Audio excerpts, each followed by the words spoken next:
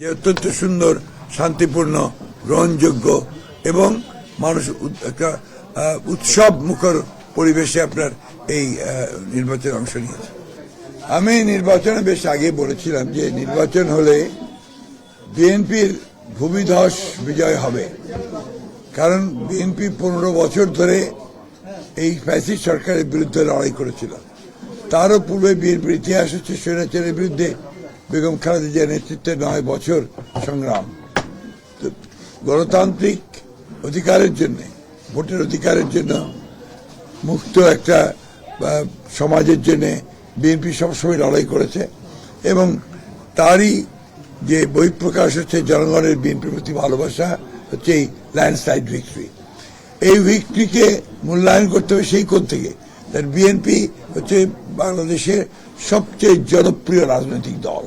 এই প্রতিষ্ঠাতা শহীদ প্রেসিডেন্ট জিয়াউর রহমান যখন দল প্রতিষ্ঠা করেন তারপর থেকে বিএনপি জনপ্রিয়তা কখনো হারায়নি। কারণটা হচ্ছে যে বিএনপি সবসময় জনগণের সঙ্গে থেকেছে এবং জনগণের রাজনীতি করেছে। সেটাই হচ্ছে বিএনপির সবচেয়ে বড় শক্তি। একটা কথা মনে রাখতে হবে আমাদেরকে যে বিএনপি কোনো ক্যাডার বেস পলিটিক্যাল পার্টি না, BNP is a mass base political party.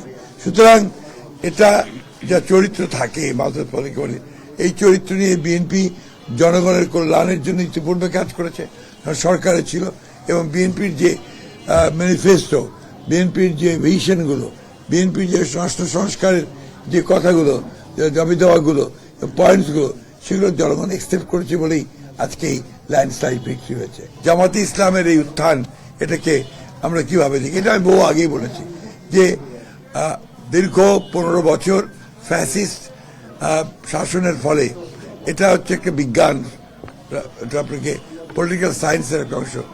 যখনই গণতন্ত্র চাপা থাকে, তাকে যখন আটকে দেওয়া হয়, তার কণ্ঠরুদ্ধ করা হয়, তখন অন্য উগ্রবাদী শক্তিগুলো মাথা চেহারা দিয়ে উঠতে থাকে এবং সেটাই এই দেশে ঘটেছে।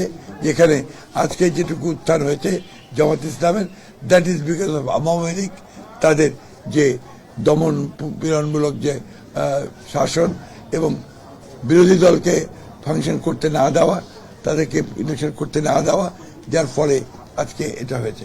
বাট আমি অত্যন্ত কনফিডেন্ট যে বাংলাদেশের জনগণ ইতিমধ্যে তাদেরকে রিজেক্ট করেছে, বিএনপি 2/3 মেজরিটি পেয়েই গেছে। জনগণ তাদেরকে আবারও সুষ্ঠু, সৎ এবং কল্যাণমূলক রাজনীতির মধ্যে দিয়ে সমস্ত অপপ্রবণতাগুলোকে রুখে দিতে সক্ষম হবে। আমরা সবসময় আমাদের যে কমিটমেন্ট, সেই কমিটমেন্টে আমরা সবসময় অটল থাকি। আমরা বলেছিলাম যে ফ্যাসিস্টদের বিরুদ্ধে যারা রাস্তায় যুগপৎ আন্দোলন করছেন তাদেরকে সঙ্গে নিয়ে আমরা নির্বাচন করেছি এবং তাদেরকে সঙ্গে নিয়ে ইনশাআল্লাহ আমরা সরকার গঠন করব। এর মধ্যে তো আমরা জানেন যে সংস্কার কমিশন আমরা অনেকগুলো জুলাই সনদে স্বাক্ষর করেছি। এগুলোই আমাদের সামনে আসবে, that will be hour priority.